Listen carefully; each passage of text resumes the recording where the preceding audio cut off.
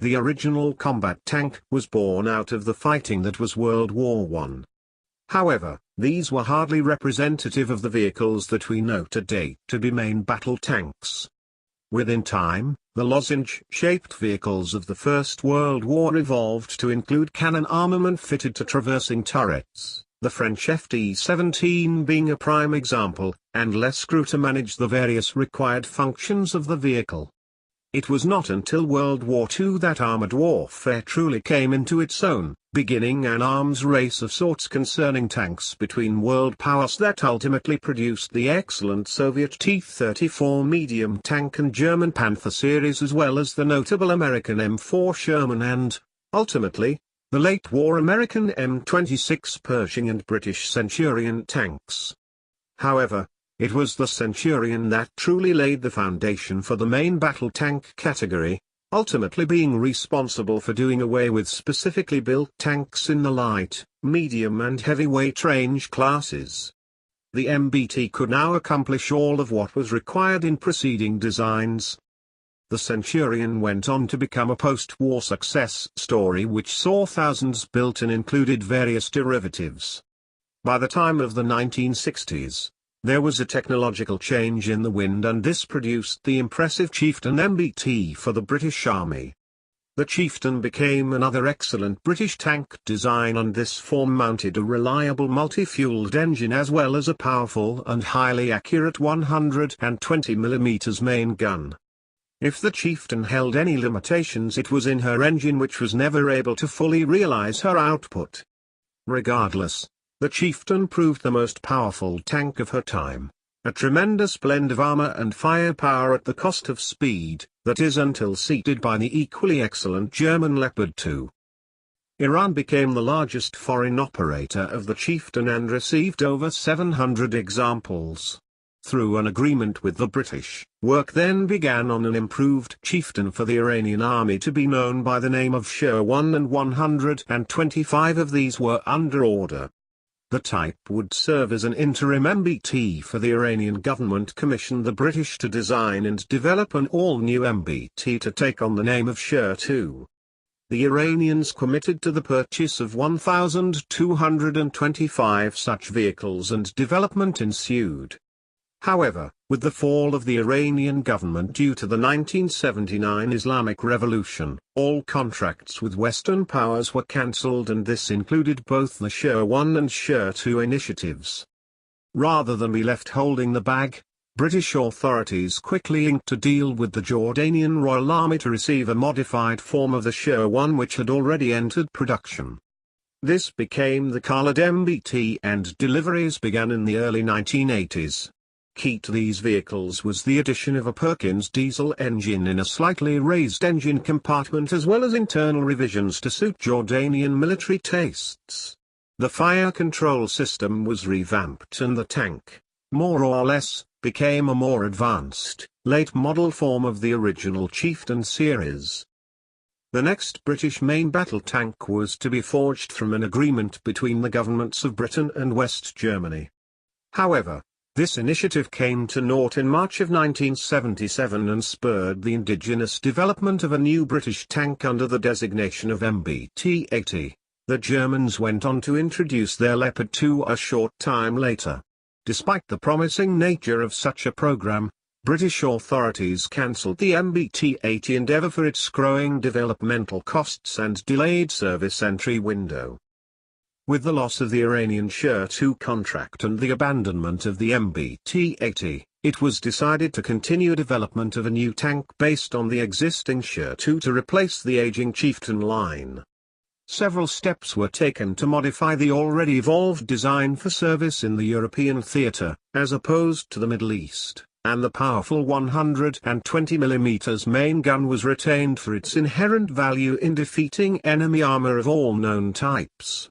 Key to the development of the new British tank was the introduction of Chobham Armor, a new, highly secret, even to this day, composite armor treatment developed back in the 1960s. The armor received its name from the Mod Development Centre at Chobham Common in Surrey and proved highly efficient in defeating or retarding the effects of shaped charge warheads as well as kinetic energy penetrators. The invention would go on to become a revolutionary addition to the combat tank as a whole, with several upcoming MBT systems utilizing the technology in their design.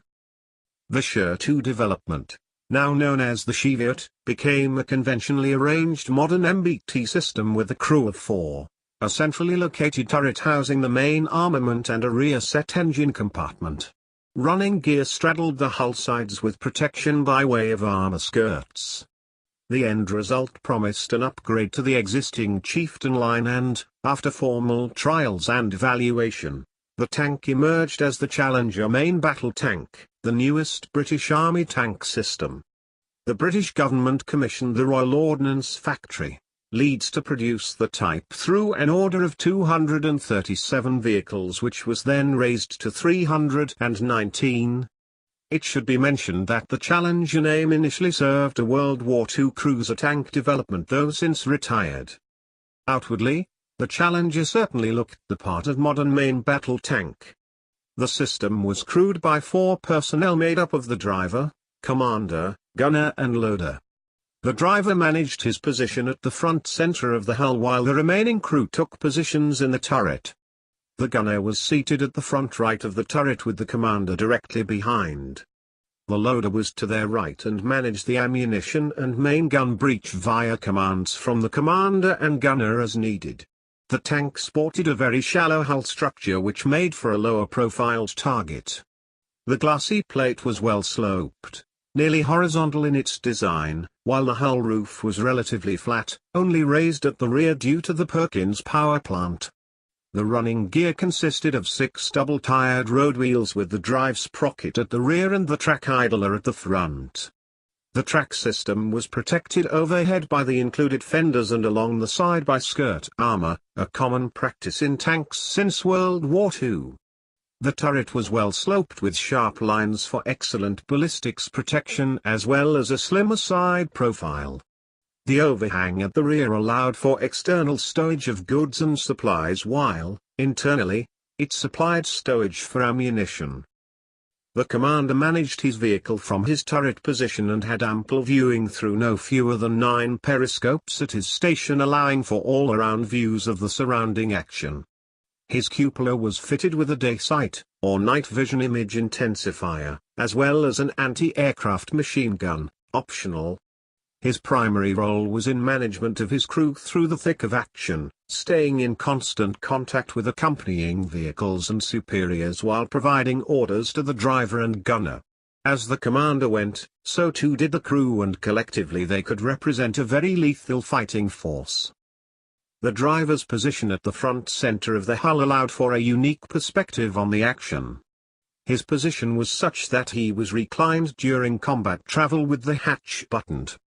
There was some comfort found during relaxed travel when he could drive with his head out of the hatch. The hatch folded forwards onto the glacis plate and represented his primary entry, exit. However, in the event of an emergency, the driver could also make his way to the attached fighting compartment and exit the vehicle through one of the turret roof hatches as needed. Tanker drivers were well-trained professionals that, when given the freedom, could operate their 68-ton vehicles as if streamlined Cadillacs. The gunner's station held the tank laser sight, which allowed for magnification or targets and, thusly, improved accuracy at range. The main gun was also stabilized along 2 axes, and a digital fire control system allowed for firing on the move. The included laser rangefinder could reach targets out to 11,000 yards. Ultimately, Challengers made use of the Thermal Observation and Gunnery Sight, (TOGS), which allowed for separate target output for both the commander and gunner. The Challenger was equipped with the proven and excellent L11A5 120mm rifled main gun, which was afforded 64 rounds of various ammunition types including various armor-defeating, smoke and practice rounds, separate charge and ammunition.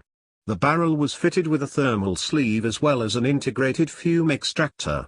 A muzzle reference system was fitted at the extreme end of the barrel. A typical combat ammunition load consisted of 20 Flint sabot rounds and 44 high-explosive squash head (HESH) projectiles. as standard on all combat tanks, a coaxial machine gun of 7.62mm L8A2 caliber was fitted alongside the main gun in the turret and operated by the gunner. An optional 7.62mm L37A2 machine gun could be affixed to the commander's cupola for engagement of enemy infantry or low-flying aircraft. 10 electrically operated smoke grenade dischargers were set in 2 banks of 5 launchers to either side of the turret front. 4,000 rounds of 7.62mm ammunition were carried for the machine guns.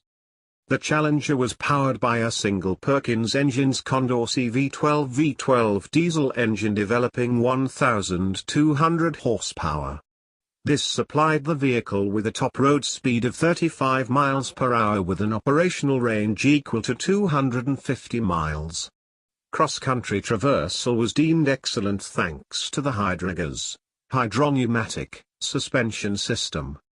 The power pack alone weighed in at 5.5 tons, but it was designed in such a way as to be removed relatively quickly for service or replacement in the field. However, the weight of the installation proved too heavy for then modern engineering vehicles of the British Army, so a new vehicle, this based on the Chieftain chassis, was developed and ultimately produced to service Challengers in the field. The same 1,200 Perkins engine was utilized in the Khalid Mbt sent to Jordan. Initial Challenger Mk1 production vehicles were received in March of 1983, and these were delivered to British Army groups in West Germany as a deterrent from Soviet invasion through East Germany. Some 5 regiments were equipped with the very capable tank in the theatre. The Challenger saw deployment to the Middle East in the 1990 build-up to Operation Desert Storm in 1991. Iraqi leader Saddam Hussein rolled his army into neighboring Kuwait, attempting to seize a good portion of the region's oil reserves. The West, relying on the reserves, moved into action through a coalition of forces from multiple countries in Europe and the Middle East. British Challenger systems then went to war in the ground conflict that followed a relentless air bombing campaign. Challengers acquitted themselves quite well in the action and were credited with destroying some 300 enemy vehicles without loss to a single Challenger unit. 180 total Challengers were fielded in the conflict. The 120mm main gun and stout Chobham Armor design proved its worth and solidified the Challenger as one of the finest tanks in service. The war also became a proving ground for another MBT of note, the American M1 Abrams, which was one of the few other tanks known to be protected in Chobham Armor. If the Challenger held any limitations, it was in her fire control system, FCS, which made for slow, yet steady, rates of fire from the 120mm main gun. This point was driven home in the Canadian Army Trophy Gunnery competition, where the Challenger, thought very accurate, arrived in last place in terms of rate of fire. This poor quality was eventually rectified in the upcoming Challenger 2 MBT series. British Challengers were also fielded in the United Nations effort in Bosnia and Herzegovina.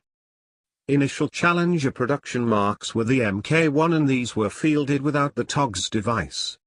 The Mk2 model included TOGS, while the interior was refined to produce the Mk3 line. The Mk4 variant became the definitive Challenger mark. The Challenger tank chassis also served to create the modified line of command tanks in the Challenger 1 Control Brigade and Challenger 1 Command Squadron.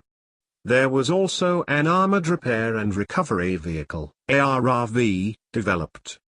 While the Challenger was entrenching itself in the British infantry, the type still shown room for improvement, and a new British Army requirement was enacted to complement the type in service. Proposals ultimately included the American M1 Abrams, German Leopard 2 and French Leclerc tanks, as well as a new design from Vickers, Royal Ordnance Factory. Leeds was eventually acquired by Vickers Defence Systems in 1986. To keep the British Army MBT an indigenous product, the Vickers design won out, and this was eventually adopted as the Challenger 2, which, in turn, made the original Challenger design the Challenger 1. Instead of complementing the Challenger 1, it was later decided to outright replace the line with ex-British refurbished Challenger 1s sent to Jordan. The Challenger 2 remains the standard British Army main battle tank today and has proven equally excellent in its own right. In all, 420 Challenger 1 tanks were produced through 1990. Jordan eventually received a total of 392 Challenger 1 tanks and knew these as the Al Hussein, and these are currently being upgraded to include updates from the Challenger 2 series. The Challenger 1 hull served as the basis of the Challenger Marksman system, a self-propelled anti-aircraft gun platform fitted with the Marksman turret mounting 2x autocannons. As with the Chieftain tanks before them, the Challenger 1 tanks could also fit a dozer blade or mine-clearing equipment to existing hulls for broad and battlefield roles. A trainer version with a fixed turret was also developed for driving training. Due to the arrival of the Challenger 2, the Challenger 1 started removal from frontline service with the British Army in 1996, finishing up in 2000. Jordan remains the only foreign operator of the Challenger 1.